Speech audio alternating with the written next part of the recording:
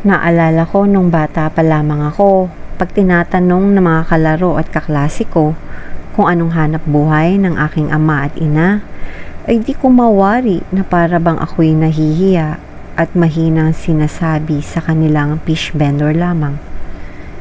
Namulat akong ang kahanap buhay ng aking ama at ina ay ang pagtitinda ng mga isda.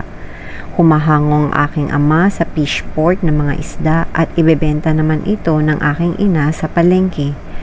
Umuulan, bumabagyo ay walang palya ang aking ama sa pag-aangkat ng mga isda, sapagkat kung siya ay titigil, walang paninda ang aking ina at wala kaming kakainin.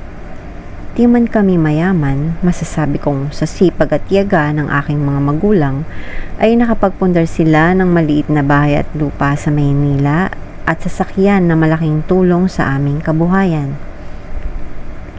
Minsan, pag napapainom ang aking ama ay tiyak na magagalit na ang aking ina sapagkat baka di siya makahangon ng isda dahil sa kalasingan.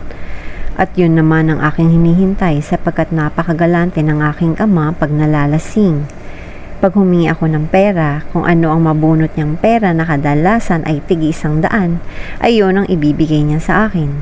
At ngayong matatanda na sila, kahit papaano ay nakakapag-abot ako ng pera sa aking ama. Ngayong may sarili na akong pamilya, napagtanto ko na di ko dapat kinakahiya dati ang hanap buhay ng aking mga magulang. Dahil kahit anong hanap buhay meron ng ating mga ama, basta't marangal dapat ay proud tayo.